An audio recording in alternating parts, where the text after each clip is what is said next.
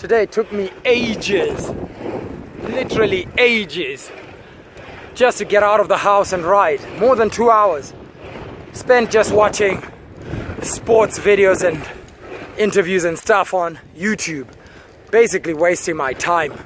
Something I've noticed about procrastination is procrastination only comes when there's something important to do. When there's something really important and life-changing that you need to do, you instead start wasting your time with meaningless stuff. And I found that the biggest, most positive steps forward in my life have come when I swim against the tide of procrastination. The times when I've decided, no, I don't feel like doing this, but I'm gonna do it. Those are the things that make the biggest difference in the shortest time. Whereas just watching other people getting on with their lives on YouTube or whatever wastes your life. You're wasting your life watching other people. It's like reality TV, don't do it. The wind is so strong, I'm just flying along at 20 miles an hour. No pedaling, nothing.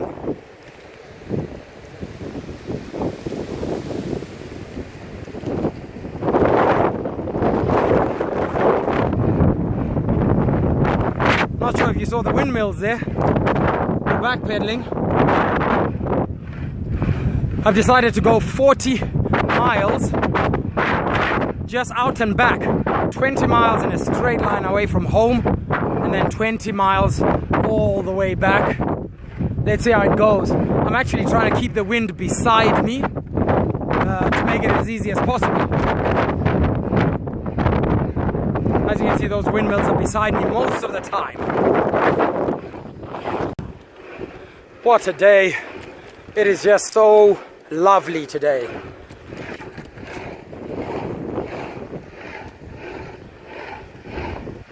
Beauty all around. Now look at these guys. This is the only house on this road. It's like I've been going miles and miles. This is the only house. What splendid isolation.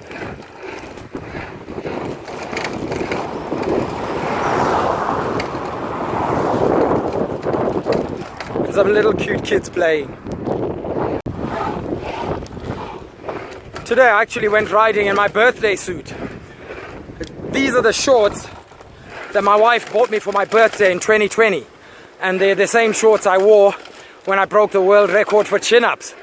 So she bought them for me just to use for that event, which took place about 6 months later. So that was the first time I wore them, was when I set a world record. Nice bit of trivia. So here are a few useful tips if you're ever going to try an out and back ride of a longish distance like I'm doing today.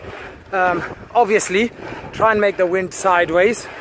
But the other thing is, keep looking around and making sure your route back has easily identifiable landmarks. Now, one way to do that is to actually look back, because everything looks completely different when you're facing the other way. So out and back rides are not as boring as people think, because the way back looks completely different from the way in.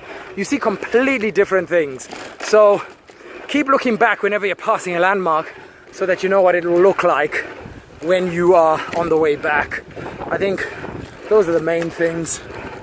Also, try not to get psyched out whenever you have a tailwind, because whenever I have a tailwind going down a hill, I know it's going to be tough on the way back, because we're riding the exact same roads. 20 miles, ended up at some hotel. There seems to be something of religious interest here. It's always something I'm into. A monk of some sort, with crucifix attached, rosary beads attached. No idea what that's about, but this is a good place to turn around. 22 miles, so I know I'm going to do 44 miles because I'm going in exactly the same direction back. I've also chosen a route that has lots of forests, because forests stop the wind from buffeting you too much when it's coming at a sideward angle, whether backward or forward. You basically have no headwind or tailwind when you're going through really forested areas. So those are my tips for a out and back rides.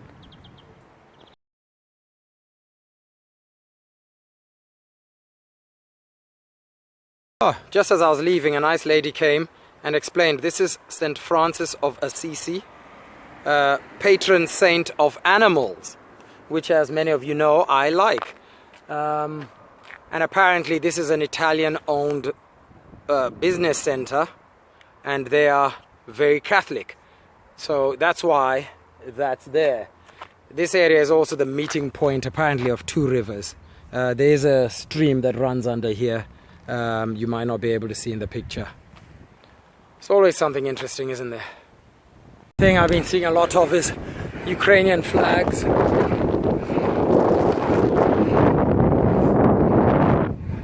And various other flags. But I wonder if the houses with Ukrainian flags are hosting refugees.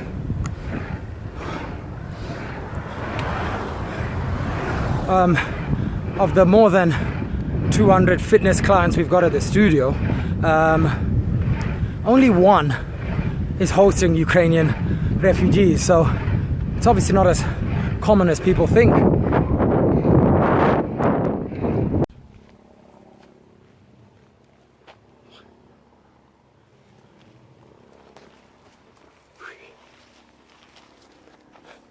This house is all isolated. My phone ran out of battery power. I'm sure you can see all the salt on my face. I was, yeah, it got quite hot. It was really windy. Towards the end, I had to ride the last 10 miles into a direct headwind. My plan for the side wind didn't quite work out because the wind unexpectedly changed direction towards the end. So I was going into a headwind. There are about 7 reasonable climbs that I have to do on the way back into town. On a normal day, they don't really mean that much. But when you're really tired, I've been fasting the whole day. You know, it's 6 p.m. and I've been fasting since yesterday. So I did this whole ride, probably 55 to 60 miles, fasted. And I fasted for nearly 24 hours now. So I was getting a bit tired.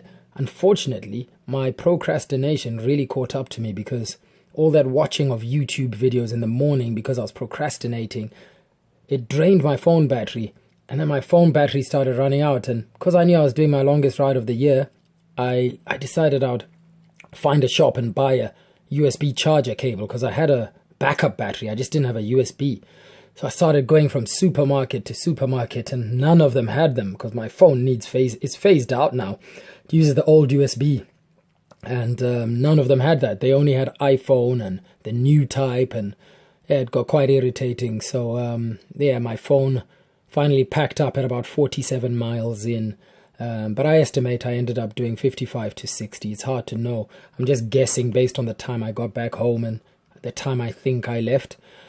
Well, yeah, that's procrastination for you. It kind of ruined my recording of my ride, but it also got me thinking, you know, I could have ridden even further. If I just gone out 2 hours earlier, I could have ridden even further. Today was a good day for riding.